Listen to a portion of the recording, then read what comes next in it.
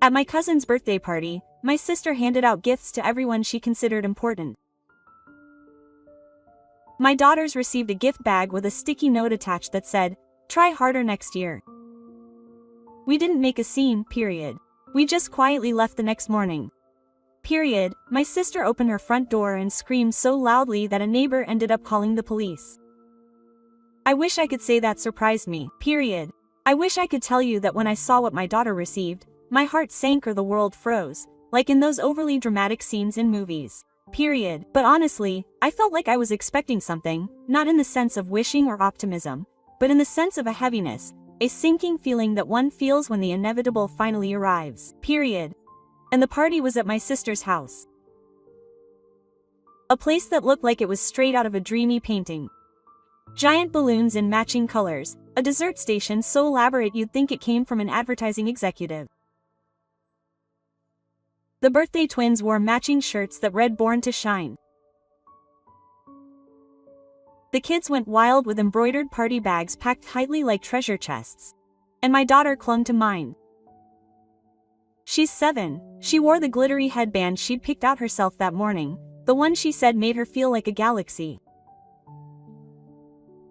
She was nervous before arriving, as she always is in big groups. But she practiced saying happy birthday twice on the way there. She even made 2 little cards, one for each cousin, drew stars on them, and signed them lovingly. I was proud of her for just walking through the door. My husband and I stood by the snack table, making awkward conversations with people we barely recognized. I tried not to notice that my sister barely looked at us, that my mother gave me that stiff, considerate smile that said, "Don't make a scene," that my father only nodded before going back to slicing the ham like it was surgery. Period. Then came the gift bags, each decorated in glitter filled with stuffed animals, bubble wands, personalized water bottles, and tiny keychains bearing the child's first initial. Period. One by one, the kids lit up and devoured them like it was Christmas morning. Period. Finally, a white paper bag was handed to my daughter, no sparkle, no name, just a crooked sticky note stuck to the front in my sister's unmistakable handwriting. "Be stronger next year, period." My daughter stared as if she were trying to understand it differently, as if there might be something inside that would give it some meaning, period, and slipped in a broken colored pencil, an old eraser, and a candy bar that looked like it had been buried in someone's purse for weeks.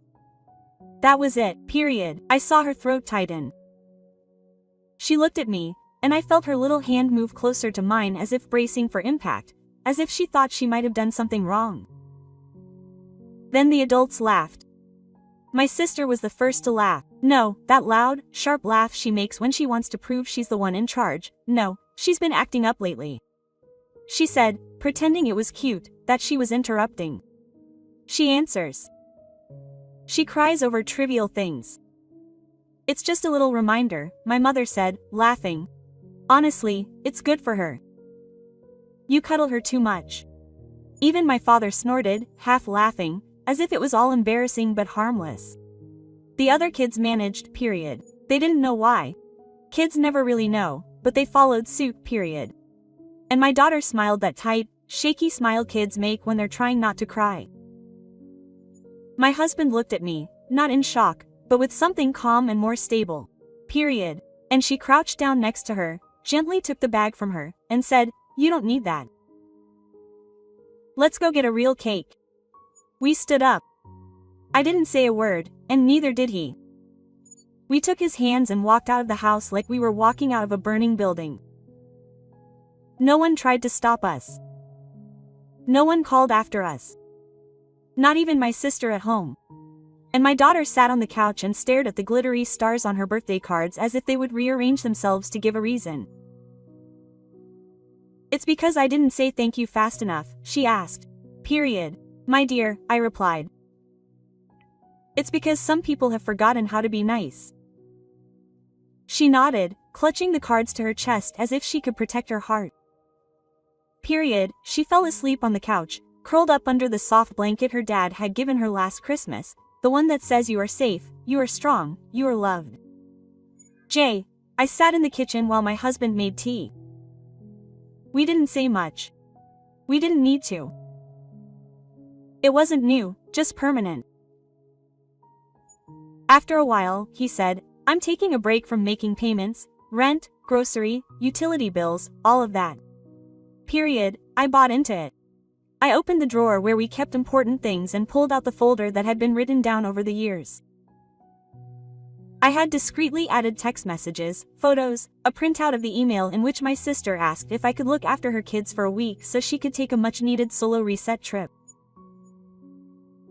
The Venmo receipts, the one where I covered our parents' property taxes and where it said we'd pay you back later, there. Cruise, period. The folder was thick. I slipped the sticky note, tried harder next year in a clear sleeve. Just above period, my husband looked at me without saying anything, but when I looked at him, he nodded. It wasn't like someone was giving permission, but like someone was saying, finally, tomorrow morning, I'll drop something off quietly. No message, no confrontation, just the truth. Period. He wanted to teach my daughter a lesson. Fine. They were about to learn one. Them too. Period. This didn't start with my daughter. That's what really hurts. It should never have happened to her. She should have been safe, protected, loved by her entire family, not just the one she was born into. But it started long before her. Period. It started when I was growing up in my house, which meant learning to play. In that order, to become the version of the child who received the least criticism that day. Period. It meant reading the play before you could even learn to read a book. It meant silence was safer back then. It was easier to be honest and pretend to be happy than to explain why you weren't. Emma was always the favorite that was never spoken out loud. Not directly. But it didn't have to be. Period. It showed in the tone of voice my parents used when they spoke to her, in the way he would light up at her stories, even when they were boring, in the way my successes were acknowledged. Period. He would just give a distracted snooze, while Deesma's smallest victories were greeted with a birthday cake and 50 family messages. I remember one time in 3rd grade, I came home holding up a certificate of perfect attendance. Period. I had fought off colds and stomach aches to earn that paper. I proudly handed it to my mother, and she barely looked at it before saying, Emma was named Student of the Month. You know, that's much more important. Period. When I brought home a B+ in math, a subject I had struggled with for months, my father said, your sister has never brought home anything lower than an A. When I got the lead role in the school play, they didn't show up. Emma had a volleyball game, a practice game, not even a tournament. But it was important to her. So they said they'd try to come to the next one. They never did. Birthdays were the worst, but parties were always joint celebrations with Emma, even though our birthdays were almost 2 months apart. One year, my name was put on the cake after the fact.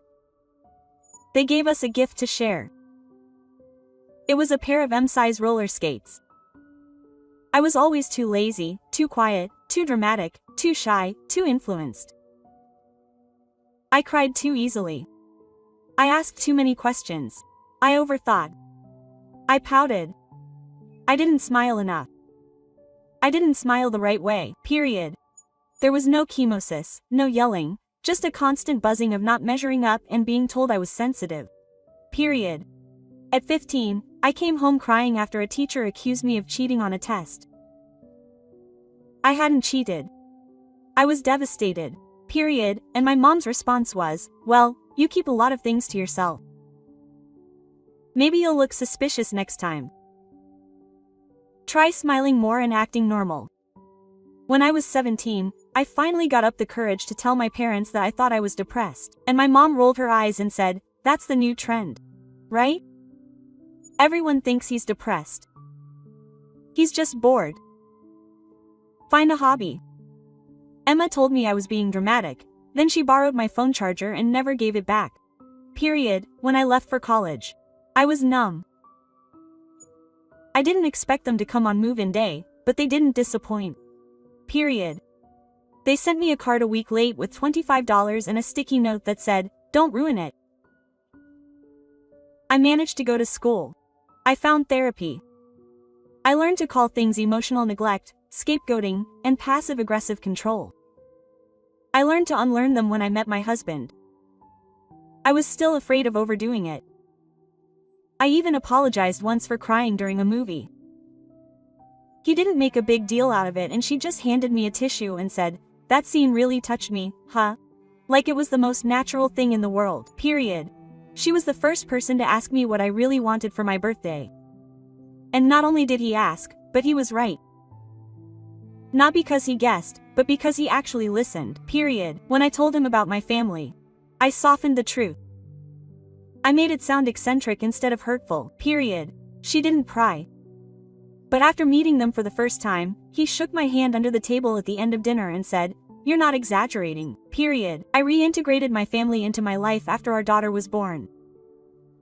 I wanted her to grow up with a big family, cousins, holiday traditions, caring grandparents. I wanted her to have the kind of childhood I never had, period. At first, the comments were subtle, period, and my sister would comment on my daughter's outfits.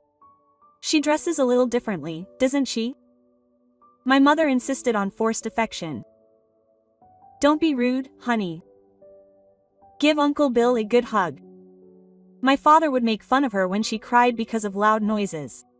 "She's going to have to toughen up if she's going to survive in this family, period." I tried to explain. I told them she had processing issues. Sensory, that she needed understanding, not mockery, that she was doing her best. They brushed me off, rolled their eyes, period. They said, "You're exaggerating, period." Emma accused me of being a snowplow parent, claiming that I was raising a future movie star. And as soon as I started setting boundaries, I became the problem. I was labeled the problem, the difficult one, the dramatic one. Period. Every time I stood up for my daughter, I was met with the same weapons they had used on me. Dismissal, sarcasm, coldness. Sometimes, they even acted like they pitied me, which hurt me even more.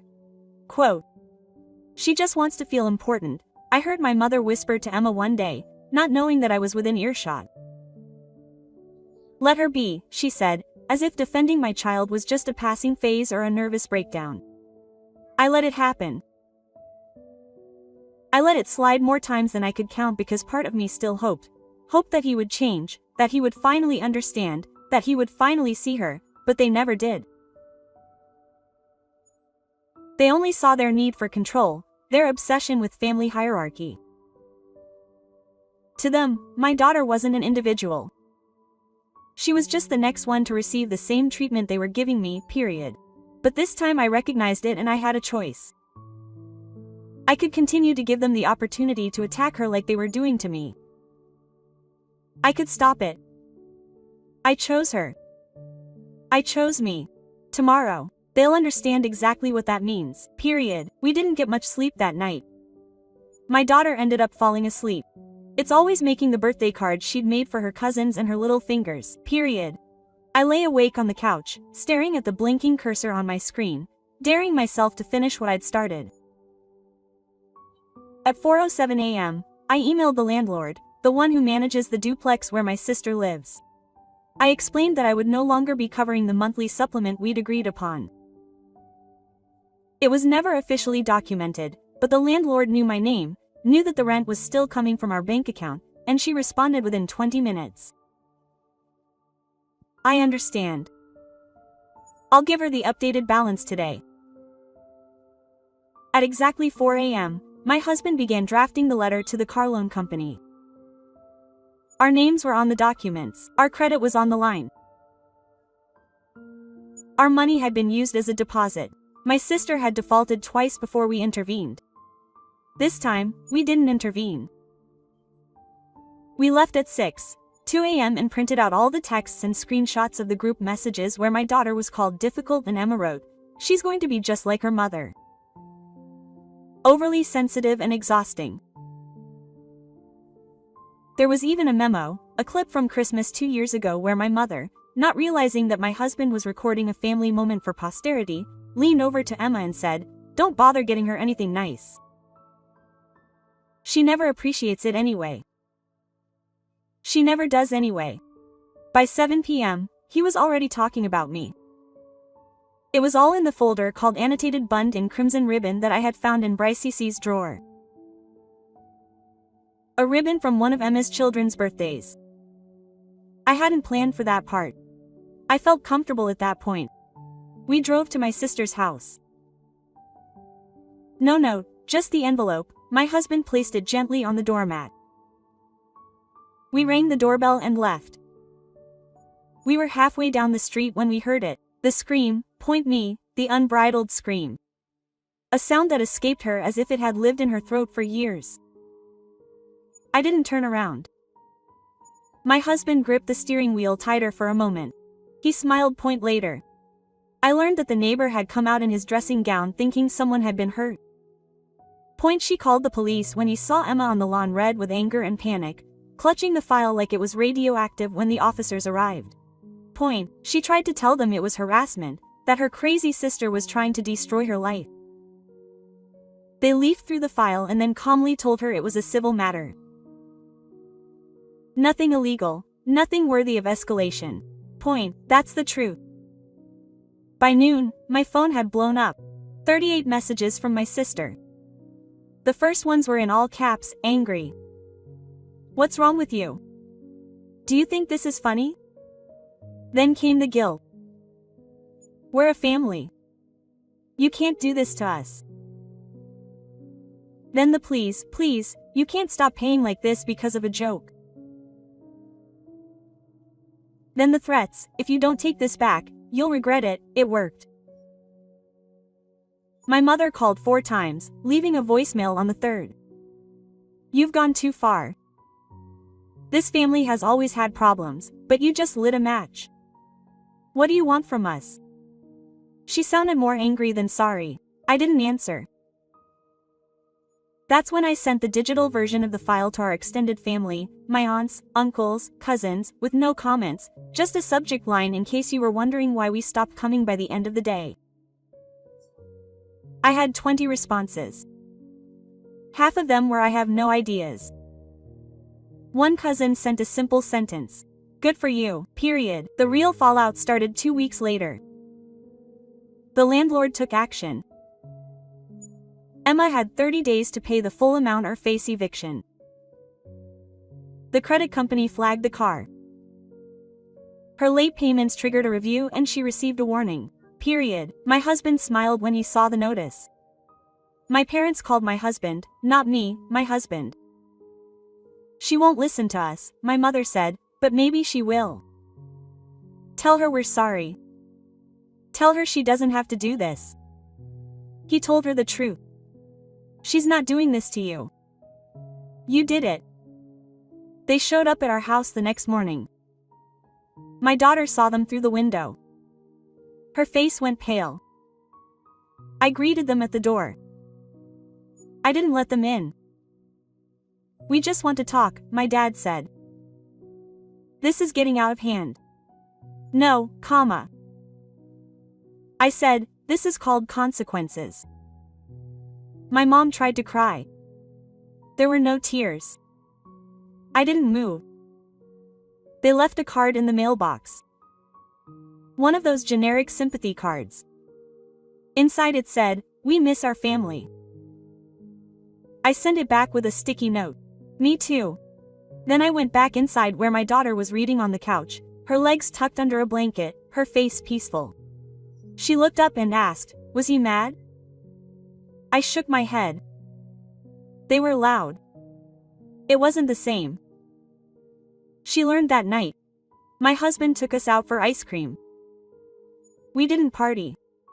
We just breathed. But in that quiet breathing, there was something new. Peace, and she'd been very loud for a week. There was a silence, or rather a quiet rage, that was purring just beneath the surface.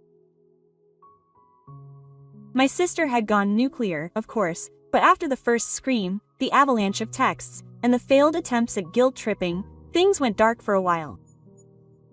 I thought maybe that was the end. Maybe they'd finally gotten the message, but they hadn't. 10 days after the file fell off the front door, my daughter came home from school with a note in her backpack. It was written on pastel stationery with little hearts around the edges, as if it were meant for a child, period. The message was short. If you ever feel sad or lost, remember that you love me. You can call me anytime, even if your mother says no, period. My daughter looked at me confused, period, and I'm doing something wrong.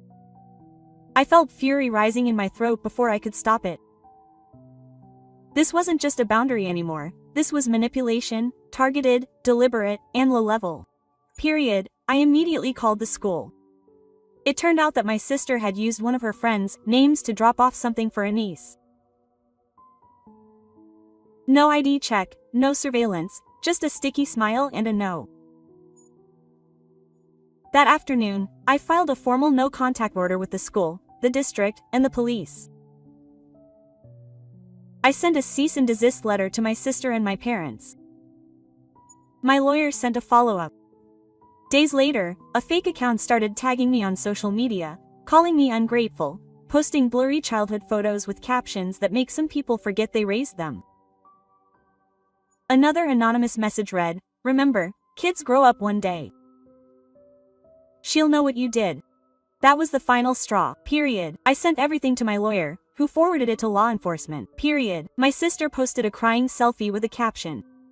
"When your family turns on you, it's a sympathy parade until the truth starts to quietly leak out." An aunt, then a cousin, then another. Cousin screenshots were circulated, voicemails were replayed, period. People viewed receipts the same way I did, period. My parents didn't take it well. They tried to rally the extended family by setting up an emergency Zoom call. I didn't attend, but apparently when someone asked why I wasn't invited to Grandpa's birthday party last year, my mom froze.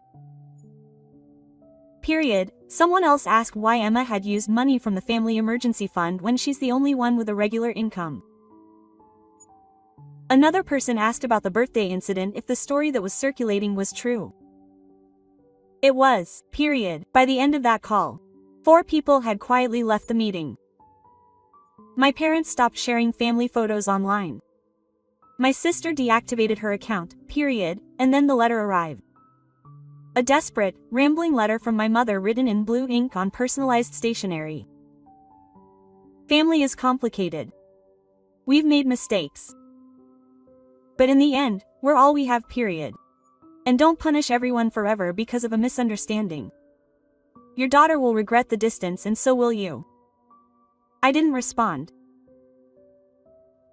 Instead, I framed the letter and hung it next to the sticky note that started it all. Try harder next year. Then I helped my daughter hang string lights around her new bed, period. She chose soft lights, the kind that changed color slowly as if she were breathing. Her breathing had changed too, period. Softer now, easier, not tight and tense like before. She made 2 new friends in art class. Kind, curious girls who didn't laugh when she needed earplugs or a moment of quiet. She started sleeping through the night one morning. She told me, "My heart doesn't feel like it's pounding anymore." I hugged her so tight that she let out a little scream. And then something else happened. At the end of the school year, her class had a family day. Students could invite an adult over to share cookies and show their paper. She chose me, of course. Her art project was a painting of abstract swirls of galaxies and soft pink comets. In the corner in black paint, she had written, "Safety is better than greatness." I asked her if she wanted to stop for ice cream. She said yes and then stopped. "Mommy." "Yes, baby, you did the right thing. Even if they say you're mean, even if they never talk to us again, you did the right thing." I blinked to clear the tension in my throat. "Thank you, sweetheart." That meant everything. She leaned back in her chair with a quiet smile. Later that evening, I checked my email one last time before going to bed. There was a new message. "Dima, no, you won." I didn't write you back. I didn't need to, but she was wrong. I didn't win. I walked away and for the first time in my life, I didn't look back. Maybe I went too far. Maybe I didn't go far enough. Sometimes I still wonder if I should have said something more that night at the party or if walking out quietly was actually the loudest thing I've ever done. I wonder what my daughter will remember one day. More importantly, what she won't have to unlearn because I stopped her in her tracks. But now I want to ask you, if this were your child, what would you have done? Would you have walked away? Would you have pushed back harder? Would you have given up completely? Tell me in the comments what choice would you have made? Did I make the right decision or did I go too far? And if you want more stories like this, raw, real, and honest, subscribe. Mr.